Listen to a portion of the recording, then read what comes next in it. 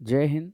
भारतीय दर्शन कला संस्कृति एवं साहित्य के अंतर्गत हमने भारतीय दर्शन को कंप्लीट कर दिया है और भारतीय दर्शन के बाद अब हमारा सेक्शन है भारतीय वास्तुकला का। इसके बाद हम चित्रकला का सेक्शन कवर करेंगे। तो चलिए जल्दी से स्टार्ट करते हैं भारतीय वास्तुकला। तो भारतीय वास्तुकला का अर्थ है भारत में विकसित भवन निर्माण की कला और तकनीक। मेनली हम इसमें क्या देखते हैं, इसकी कला और तकनीक, जिसके अंतर्गत हमारा मंदिर, स्तूप, विहार, मस्जिद, किले, महल, ये सारे चीज़ भारतीय स्थापत्य कला या वास्तुकला के अंतर्गत आते हैं। अगर हम इनकी सामान्य विशेषताओं को देखेंगे तो हमें इसमें धार्मिक प्रभाव देखने को मिलेगा, जैसे हिंदू, बौद्ध, जैन, इस्लाम, और क्षेत्र में विविधता, डाइवर्सिटी देखने को मिलेगी। और जो भी हमारी भवनें उनके कुछ न कुछ प्रतीक होगा, उसके कुछ न कुछ सजावट, अलंकरण, ये विशिष्ट शैली पाई जाएगी। और शिल्पकला और ज्यामितीय संतुलन हमको देखने को मिलेगा, जैसा कि आगे हम जा करके देखेंगे। भारतीय वास्तुकला के विकास क्रम को हम कुछ कालों में बांट सकते हैं। जैसे सबसे पहला जो हमारा है, उसमें हम भारतीय वास्तुकला के अंतर्गत सबसे पहले रख सकते हैं हड़प्पाई कला को, हड़प्पाई कला। इसके बाद हड़प्पा के बाद हम ले सकते हैं आपका दूसरा स्थान में अगर हम देंगे तो मौर्य काल को कह सकते हैं, मौर्यकालीन। ठीक है, मौर्य कला या मौर्यकालीन कला। मौर्यकालीन के बाद इसी में ही हमारा बौद्ध वास्तुकला आ जाएगा। और इसके बाद हम ले सकते हैं मौर्योत्तर, मौर्योत्तर। और मौर्योत्तर के बाद हम ले सकते हैं गुप्त। ठीक है, और इसके बाद हम गुप्त के बाद मेनली अगर देखेंगे तो गुप्तोत्तर में तो कोई खास नहीं, लेकिन चोल काल में बहुत ज़्यादा डेवलपमेंट हुआ है, चोल काल।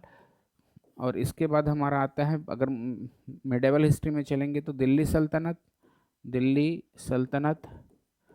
और इससे आगे बढ़ेंगे तो मुगल काल में भी स्थापत्य कला का, जो कि शाहजहाँ के युग को स्वर्ण युग कहा जाता है।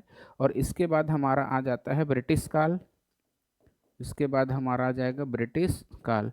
तो हम भारतीय स्थापत्य कला के विकास को इन कुछ क्रमों में देख सकते हैं। हालांकि इस क्रम का कोई हमारे प्रारंभिक परीक्षा से कोई विशेष मतलब नहीं है, क्योंकि हमको तो केवल इस तरह के प्रश्न इंपॉर्टेंट जो होते हैं वो मुख्य परीक्षा में होते हैं, लेकिन हमको मेनली देखना है आपके प्रीलिम्स के लिए। तो प्रागैतिहासिक वास्तुकला अगर हम बात करें तो स्थापत्य के क्षेत्र में यहाँ पर कोई काम नहीं हुआ था। जो मानव है गुफाओं और प्राकृतिक आश्रयों में ही रहता था। इसका एक उदाहरण है हमारा भीमबेटका मध्य प्रदेश का, और वहीं कहीं आदमगढ़।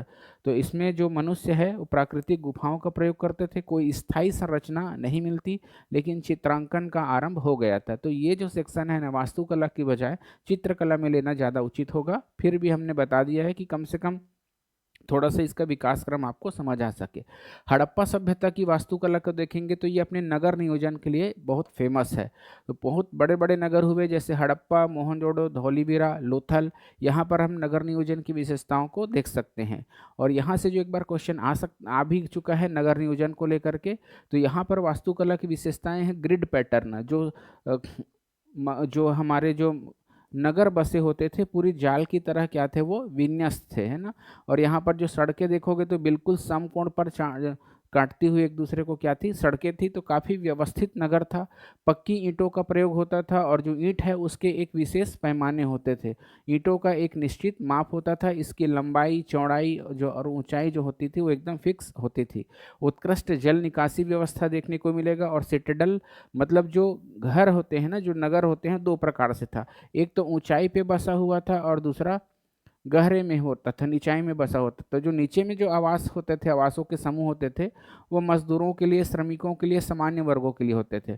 और जो ऊपर में जो दुर्गीकृत होता था वो संभ्रांत वर्ग के लोगों के लिए, खासतौर से व्यवसायी वर्गों के लोगों के लिए, राजनीतिक वर्गों के लोगों के लिए, ठीक है, पुरोहितों को लिए होता था ये वाला हिस्सा। तो इसके नगर की दो विशेषताएं हैं, सिटाडेल मतलब दुर्गीकृत था, और निचला नगर भी पाया गया है। महान स्नानागार भी इसकी स्थापत्य कला का बहुत ज़बरदस्त उदाहरण है, जो कि हमको मोहनजोदड़ो से मिला है। जबकि बंदरगाह जो है, डॉकयार्ड है, वो हमको कहाँ से मिला है, लोथल। तो ये इस चैप्टर को हमको इंडियन हिस्ट्री के अंतर्गत इंडस वैली सिविलाइजेशन के अंतर्गत पढ़ना है, इसलिए हम यहाँ पर केवल एक संक्षिप्त में आपको बता बस रहे हैं। अब इसकी फुल्ली डिस्क्रिप्शन देखेंगे आप लोग हड़प्पा सभ्यता के अंतर्गत, तो यहाँ पर नहीं समझा रहे हैं, लेकिन जब हड़प्पा सभ्यता पढ़ेंगे तो उसकी फुल्ली डिस्क्रिप्शन करिएगा। क्योंकि भारतीय दर्शन और कला संस्कृति साहित्य, यहाँ पर जो कला है इसके अंतर्गत हमारा स्थापत्य कला तो आता है, ठीक है। तो स्थापत्य कला से लेकर के काफ़ी ज़्यादा क्वेश्चन आ रहे हैं, तो इसलिए हड़प्पा में स्थापत्य वाली विशेषताओं को विशेष रूप से देखिएगा। तो यहाँ पर मैं केवल और केवल एक समझिए एक पॉइंट बस आपको दे रहा हूँ, एक हिंट दे रहा हूँ कि आपको इस तरह से पढ़ाई करना है करके। एक्चुअल में यहाँ पर क्वेश्चन आपके उतने अच्छे से नहीं फंसेंगे।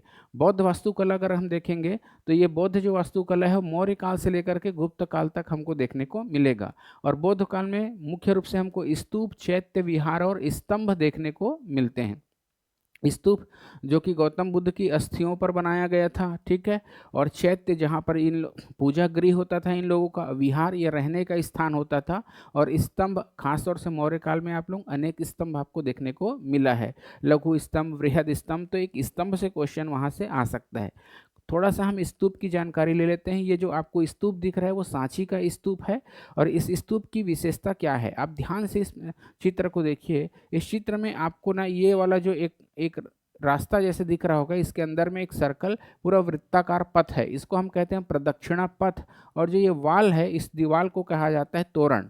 और जो इसका प्रवेश द्वार होता है उसे वेदिका कहा जाता है। और जो अंदर का जो चलने का रास्ता है वृत्ताकार पथ, उसको क्या कहते हैं, प्रदक्षिणा पथ। और ये जो हमारा वक्राकार भाग है इसे हम अंड या अंडा कहते हैं। और इसके ऊपर जो संरचना है उसे हर्मिका कहा जाता है। जबकि ये इस वाली संरचना को यष्टि कहा जाता है, जबकि सबसे ऊपरी हिस्से को हम क्या कहते हैं, छत्र। तो ये स्तूप की डेफिनेशन है, स्तूप की पहचान है कि स्तूप को किस तरह से पहचानोगे। तो ये हो गए हमारे स्तूप के अंग। प्रमुख स्तूप है हमारा सांची का स्तूप, भरहुत का स्तूप और अमरावती का स्तूप। इसी प्रकार हमारा इस काल में स्तंभों का भी निर्माण हुआ है, जिसमें सबसे फेमस है अशोक स्तंभ, जो आज हमारे भारत का राष्ट्रीय चिन्ह है, जो कि हमको सारनाथ से मिला है। तो आप देख सकते हैं यहाँ पर 3 शेर जो है, 4 शेर है, पीछे में जो एक शेर है वो दिखाई नहीं देता, आपस में सटा हुआ है। इसके नीचे 24 तीलियां वाला हमारा अशोक चक्र है, और इसके नीचे उल्टा हमको कमल दिख रहा है। और यहाँ पर भी हाथी, बैल, ये सब जानवर आपको अंकित देखने को मिलेगा। तो ये हमारा कुछ विशेषताएं हैं। इसके नेक्स्ट हम चलेंगे हिंदू मंदिर वास्तुकला। इसके अंतर्गत हम मुख्य रूप से ना 2 शैली देखते हैं, नागर शैली, द्रविड़ शैली। और इसी से दोनों से मिला जुला हुआ जो शैली है उसको हम बेसर शैली कहते हैं। तो इसको हम इसका जो एक्चुअल में जो डेफिनेशन है उसको हम एक चार्ट के थ्रू देखेंगे तो आपको समझ आएगा। लेकिन पहले इस चित्र को देखिए, ये जो मंदिर है वो नागर शैली का उदाहरण है। अब नागर, इसको देखने से पहले थोड़ा सा पहले हम चार्ट को देख लेते हैं। और ये हमारा द्रविड़ शैली का मंदिर है, और ये हमारा बेसर शैली का मंदिर है। अब हम इसके चार्ट को देखते हैं, और यहीं से ही आपके क्वेश्चन आना होगा, तो यहीं से ही आएगा। तो सबसे पहले देखते हैं हम नागर शैली को, ठीक है। तो नागर शैली की विशेषता क्या है, सबसे पहले देखेंगे इसका भौगोलिक क्षेत्र। तो ये उत्तर, मध्य और पूर्व भारत में देखने को मिलेगा, ये वाली विशेषता। जबकि द्रविड़ शैली का कृष्णा नदी के दक्षिण में देखने को मिलेगा। और दक्कन के पठार में, खासतौर से कर्नाटक में, हमको बेसर शैली देखने को मिलता है।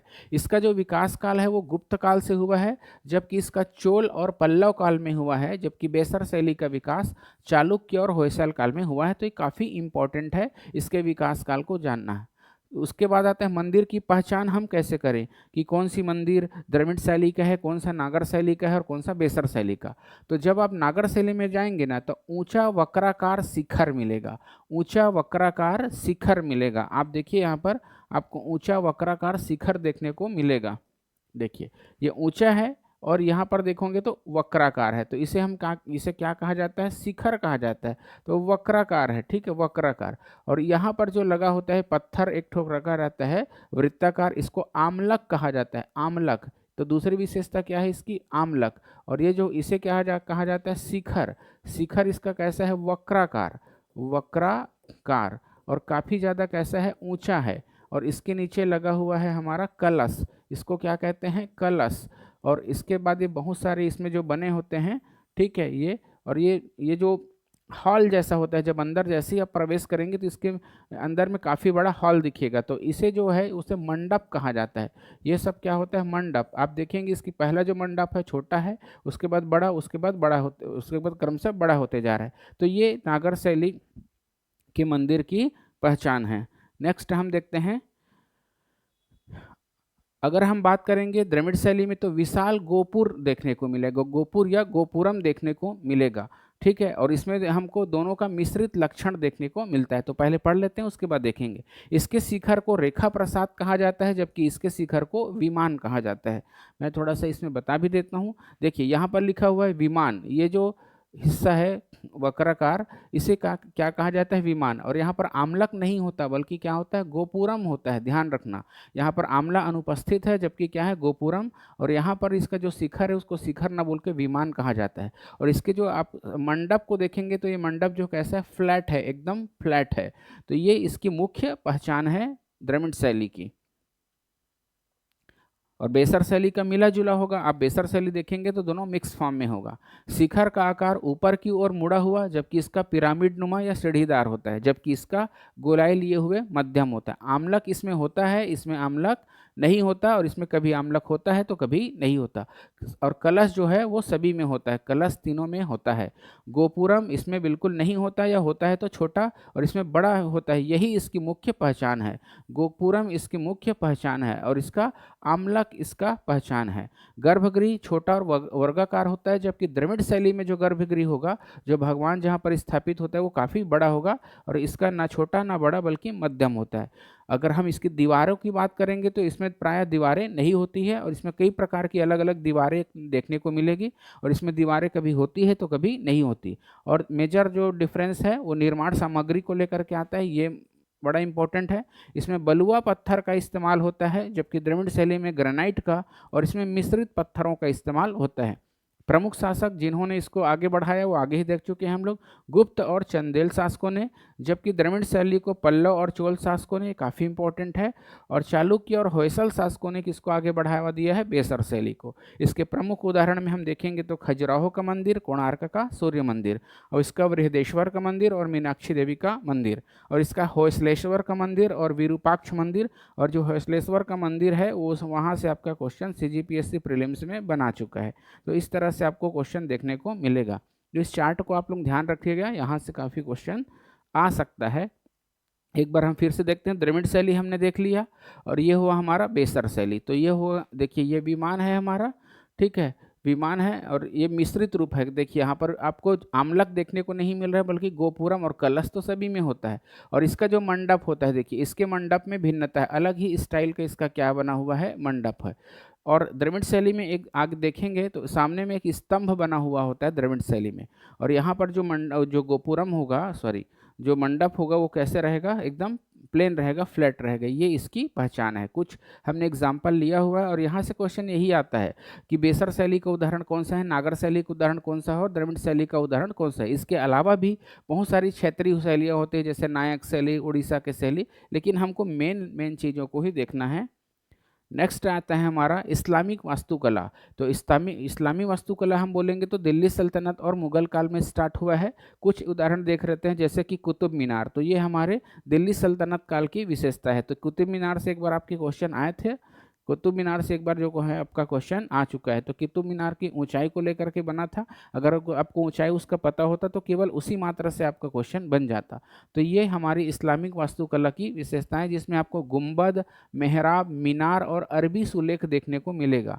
अब देखिए यहाँ पर बड़े बड़े यहाँ पर क्या देखने को मिलेगा, गुंबद। और ये जो चार देखें क्या है, ये मीनारे। और उसके बाद मेहराब देखने को मिलेगा। यहाँ पर आर्क जैसा आकृति है, देखिए यहाँ पर ये जो आकृति है उसी को क्या कहा जाता है, मेहराब। और इसमें सुलेख लिखा होता है कुछ अरबी भाषा में, ठीक है। कुछ उदाहरण में, प्रमुख उदाहरण में देखेंगे तो कुतुब मीनार, ताजमहल, हुमायूं का मकबरा और फतेहपुर सिकरी का स्थापत्य इसकी विशेषता है। और ताजमहल कैसे, किसमें बना हुआ है, श्वेत संगमरमर से बना हुआ है। तो लाल बलुआ पत्थर का भी इस्तेमाल करते थे और श्वेत संगमरमर का भी इस्तेमाल करते थे। एतमादुद्दौला का मकबरा जो है, एतमादुद्दौला का जो मकबरा है उसकी विशेषता ये है कि ये जो मकबरा है उसमें पियत्रा शैली का प्रयोग हुआ है। हालांकि ताजमहल में भी हुआ है। तो पियत्रा शैली क्या होता है, जो हमारे संगमरमर है उसको क्या कर दिया जाएगा, इनग्रेव कर दिया जाएगा। उसके बाद उसमें रत्नों को जड़ दिया जाएगा। तो रत्नों को जड़ने की इस काम को पियत्रा शैली कहते हैं, जो कि इतालवी शब्द से बना हुआ है।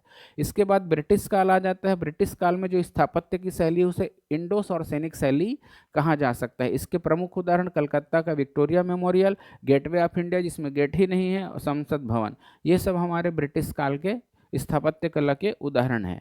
नेक्स्ट हम देखेंगे भारत में मूर्ति कला को। तो मूर्ति कला का अर्थ है पत्थर से, धातु, मिट्टी या लकड़ी से मानव, देवता, पशु आदि प्रतीकात्मक आकृतियों का निर्माण करना ही भारतीय मूर्ति कला कहलाएगा या मूर्ति कला कहलाएगा।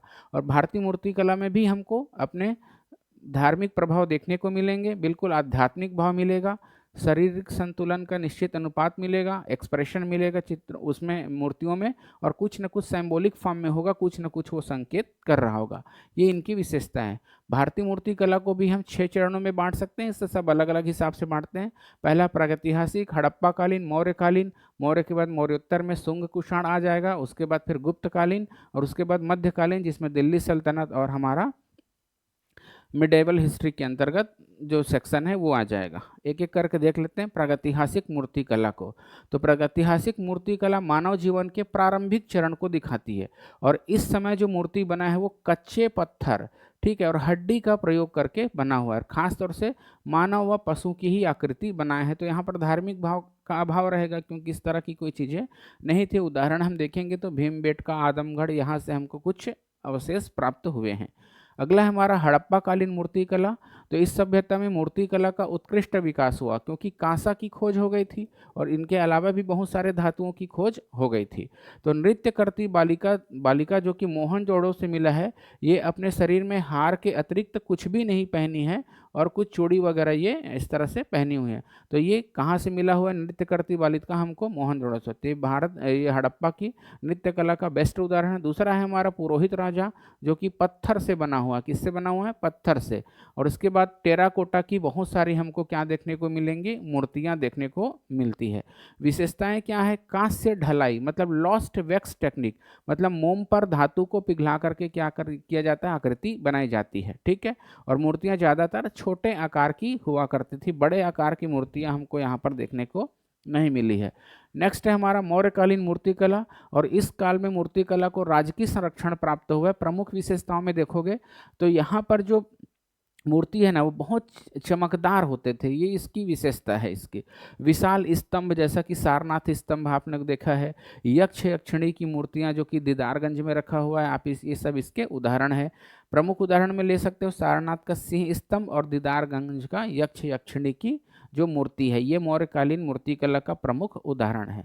इसके बाद आता है शुंगकालीन मूर्ति कला, और यहीं से ही आपके क्वेश्चन आने हैं भाई। एक इसमें दो कला का विकास हुआ है, दो स्कूल हुए, एक गंधार कला और दूसरा हो ना मथुरा कला। तो गंधार कला में हमको ना ग्रीक रोमन प्रभाव देखने को मिलता है, इसलिए इसको इंडो ग्रीक या ग्रीक रोमन इफेक्ट वाला क्या बोलते हैं, मंदिर मूर्ति निर्माण कला बोलते हैं। इसमें बुद्ध की मानव आकृति, देखिए गौतम बुद्ध है, इसकी मानव के स्वरूप में इसकी आकृति बनाई है। बाल अगर देखोगे तो वहां से तो दिख नहीं हो रहा होगा, तो इसमें बाल घुंघराले हैं, और वस्त्रों में आप देखेंगे तो सिलवटें देखने को मिलती है, और ये सफेद रंग का है, मतलब ये व्हाइट स्टोन से, मतलब स्लेट पत्थर से इसको बनाया गया है, और खास तौर से अफगानिस्तान और नॉर्थ वेस्ट इंडिया में ही आपको देखने को मिलेगा। नेक्स्ट आता है हमारा मथुरा कला शैली, जिसे हम स्वदेशी शैली बोलते हैं, और इसमें देखोगे तो बिल्कुल आध्यात्मिक आभामंडल हमको देखने को मिल रहा है, और ये लाल रंग का है, तो ये लाल बलुआ पत्थर से है। और वस्त्र को देखोगे तो बिल्कुल आपको पारदर्शी जैसा दिख रहा होगा, महसूस हो रहा होगा। तो ये पहली बार भारत में बुद्ध जी की मूर्ति बनी है, तो बुद्ध को मानव के रूप में पूजा करना स्टार्ट हो गया था, ठीक है। अगला अब 3 शैली आता है हमारा, गंधार कला शैली, मथुरा कला शैली और अमरावती शैली। तो मूर्ति कला के अंतर्गत ये 3 मुख्य शैली है, और यहीं से जो भी आपके क्वेश्चन आने होंगे इसी चार्ट से आएगा। इससे पहले मैंने द्रविड़, नागर और किसका दिया था, बेसर। तो दोनों चार्ट बहुत ज़्यादा इंपॉर्टेंट है, हालांकि इसका टेलीग्राम में मैं पोस्ट तो करूँगा, तो दोनों चार्ट को याद कर लीजिएगा। बाकी जो इसमें है केवल समझाने के लिए है, और उसके विकास क्रम को लेकर के आप बहुत ज़्यादा हाय तौबा मत करना, केवल चार्ट को बस पढ़ लेना, खेल खत्म इसका। आधार, सबसे पहले हम देखते हैं अंतर का आधार किसका, गंधार शैली, मथुरा शैली और अमरावती। तो सबसे पहले देखेंगे गंधार कला जो शैली है ना वो नॉर्थ वेस्ट इंडिया में फेमस हुआ है, जबकि मथुरा शैली उत्तर भारत, मथुरा कहाँ है, उत्तर भारत में, जबकि अमरावती कहाँ पड़ेगा, दक्षिण भारत में, है ना, आंध्र प्रदेश में, इसलिए वो दक्षिण भारत। वर्तमान स्थान बोलोगे तो पाकिस्तान और अफगानिस्तान, जबकि मथुरा कहाँ पड़ेगा, उत्तर प्रदेश में, और ये आंध्र प्रदेश में। इसके काल को देखोगे तो ये कुषाण काल में फेमस हुआ है, जबकि अमरावती शैली सातवाहन काल में। तो ये काफ़ी ज़्यादा इंपॉर्टेंट है ये काल वाला चीज़। अगला है विदेशी प्रभाव, तो बिल्कुल ये भी बहुत इंपॉर्टेंट है। इसमें ग्रीक रोमन प्रभाव देखने को मिलेगा, जबकि इसमें स्वदेशी प्रभाव मिलेगा। ग्रीक रोमन प्रभाव या विदेशी प्रभाव इसमें नहीं, बल्कि स्वदेशी प्रभाव देखेंगे। सामग्री इसमें स्लेट पत्थर का हुआ है, व्हाइट कलर का, इसे लाल बलुआ पत्थर, और इसमें संगमरमर या चूना पत्थर का प्रयोग होता है। चेहरे की बनावट देखेंगे तो लंबा और गंभीर है, जबकि यहाँ पर गोल और सौम्य शांतिपूर्ण वाला, और यहाँ पर भी इसी तरह का है, कोमल और भावपूर्ण।